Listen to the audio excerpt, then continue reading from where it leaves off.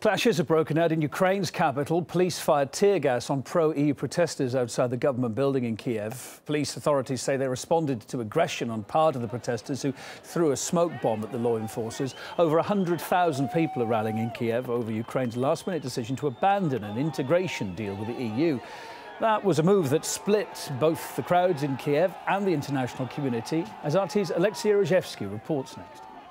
Ukraine is divided again. The decision by the government to suspend the free trade agreement with the European Union polarized the country. These people participating in the largest protest rally I've seen in years in Kiev say that they completely disagree with this decision. They say the president must be impeached. There's a different rally just a few hundred meters from here. Supporters of the president say that this decision was a pragmatic one and was a very correct one. The notion which is shared by many political analysts as well, because looking at the possible disadvantages, economic disadvantages that Ukraine could have suffered from joining the free trade agreement, it's easy to see why. First of all, the modernization of the Ukrainian machinery factories could have cost more than $100 billion altogether, the luxury which Ukraine cannot afford at the moment.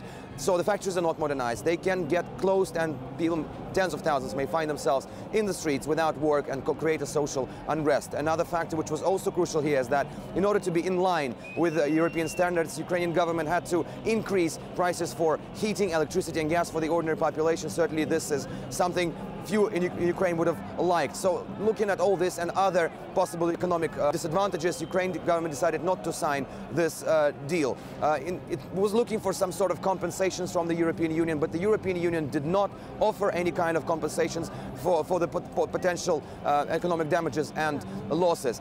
Essentially, this is what caused the signing not to happen next week.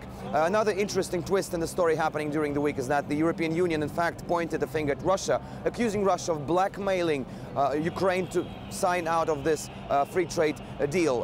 The Russian president hit back, saying that in fact it was the European Union who blackmailed Ukraine and who had been blackmailing Ukraine all throughout the negotiation process. Let's have a listen to the Russian president. When I heard that Ukraine has suspended, not cancelled, but suspended negotiations with the EU and wants to review everything, we heard a threat from the EU to Ukraine, all the way up to organising mass protests. This is pressure and blackmail.